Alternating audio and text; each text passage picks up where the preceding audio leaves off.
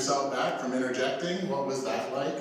And then also, what was it like to be listened to? How did it feel just to be able to share and to go deeper? Anyone want to share how that experience was, either as a listener or the sharer?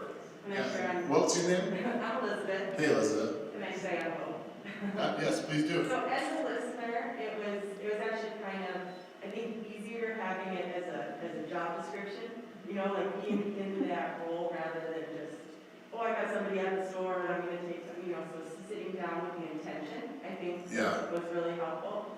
And it was very nice to be listened to. Don just said, you know, I know you, but I don't know you. So that opportunity to just know, again, that we are there for that intentional purpose was helpful. Listening can be a gift we give to someone, and that feeling of when someone that really is focusing in on you can be, it can feel good, and then the intentionality around, like, okay, this is my job to listen, and was it helpful to have, you know, two ways to kind of, two like job descriptions, like questions and reflecting statements? Yeah, because again, then you knew that you were going to get your chance. Yeah. You know, so again, that holding back or wanting to share, just knowing that, again, okay, I'll have my time, but this is about them. Yeah, right. Great. Others? Thank you. Yeah. I found it was working with a muscle inside that needs strengthening for me. What muscle was that? To really listen is active. It requires energy, focus, attention. It's an art, I think. And I haven't practiced it as much. I could feel that it was difficult. It felt difficult? It was difficult. Yeah. What was difficult about it?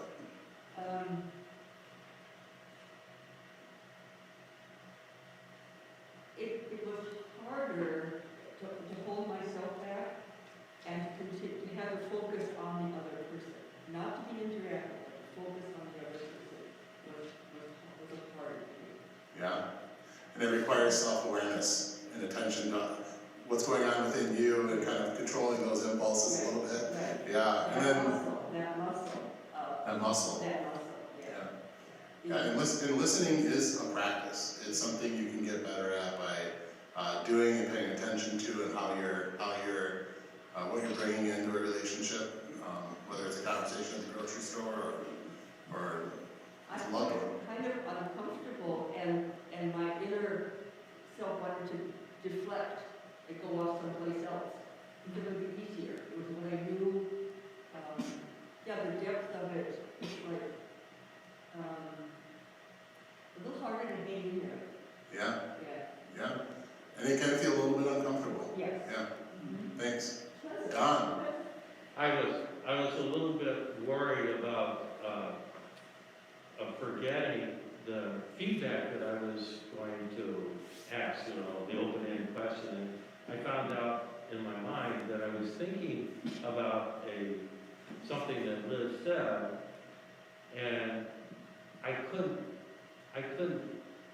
pay 100% attention to the rest of what she was saying because I wanted to get that one question answered before I went on. So 5 minutes was a long time for me to listen because I might forget what I wanted to ask, and that barred me from that was the difficult barred me from focusing.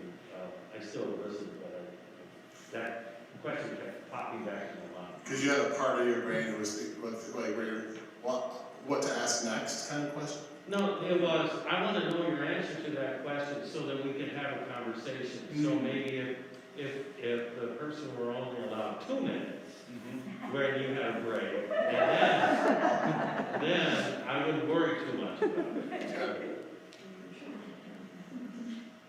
One of the things we train on in this approach to talking to people, and by the way, just think about what you did now with people who you know. Think about what it would be like to knock on a stranger's door and show somebody that care and attention.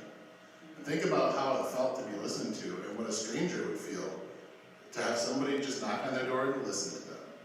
But one of the things we train on is the practice of curiosity.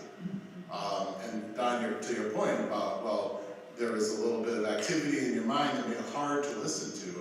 How do we tap into our natural curiosity about who somebody is or what their story is, and just let curiosity guide the conversation as a way to keep us from kind of overthinking, so we really can focus. Just a few minutes left. Other reactions?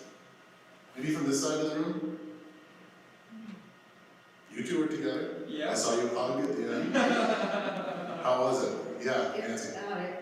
It was wonderful to be listened to after having listened and having somebody that showed trust and care in their eyes, and so then when I was speaking, I could be emotional. I'm an emotional person, and not feel bad about being emotional. That was really a treat, and then I got a great hug after that. Yeah. Yeah.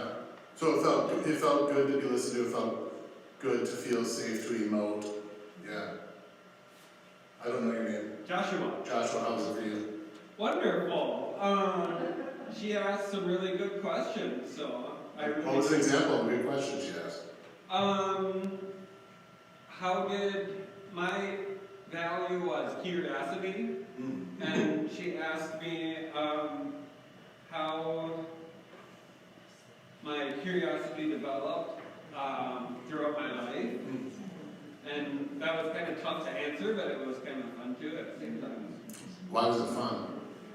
Well, because I've never really looked back on that aspect of my life, so to do that was kind of fun.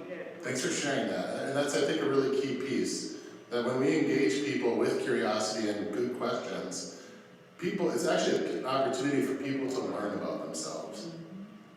You're actually offering someone an opportunity to reflect on who they are and what they've experienced. And what we find with going door to door with this kind of approach is that we can actually help people unpack their assumptions and rethink what they think they know is true.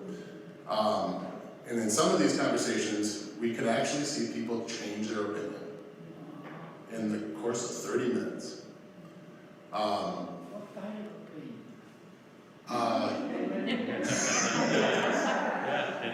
I have seen, in my previous experience, I've seen people change their opinion from I'm not going to vote in this election to I am going to vote to I don't think Medicaid should be expanded in Wisconsin to I do think it should be.